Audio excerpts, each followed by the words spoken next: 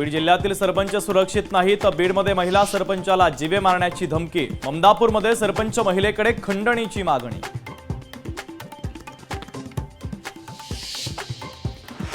शक्तीपीठ महामार्गाला अशोक चव्हाणांचाही विरोध। शक्तीपीठ महामार्गाच्या संदर्भात मुख्यमंत्र्यांनी पर्याय शोधावा असं चव्हाणांनी म्हटलं तर महामार्गात 12 जिल्ह्यातील शेतकऱ्यांच्या जमिनी जाणार।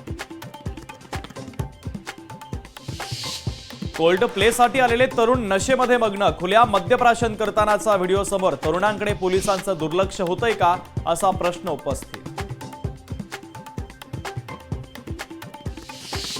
कोल्ड प्ले कार्यक्रमाचा फटका नवी मुंबईतील वाहतुकीला देखील बसला तर सायन पनवेल महामार्गावर सीबीडी पासून सांदपाड्यापर्यंत वाहनांच्या लांबच लांब रांगा।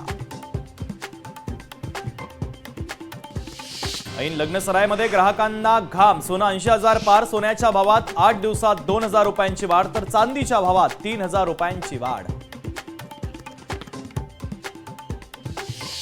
नवी मुंबईमध्ये मराठी कुटुंबियांना अर्वाच्य भाषा वापरणाऱ्या परप्रांतीय कामगाराला मनसेनं दिला चोप। कामगाराच्या उर्मटपणाला मनसे स्टाईलनं चोप देत कुटुंबियांची माफी मागायला लावली। कल्याण अंमली पदार्थ विरोधात विशेष पथकाची मोठी कारवाई। 32,000 किमतीचा गांजा सह 3 आरोपी गजाआड। खडकपाडा पोलीस स्टेशनमध्ये तिघांच्या विरोधात गुन्हा दाखल। विद्यार्थिनीचा गळफास घेत आत्महत्येचा प्रयत्न। हिंगोलीतील शासकीय वसतिगृहातील धक्कादायक प्रकार। विद्यार्थिनीच्या या प्रयत्नाचं कारण मात्र अद्याप अस्पष्ट।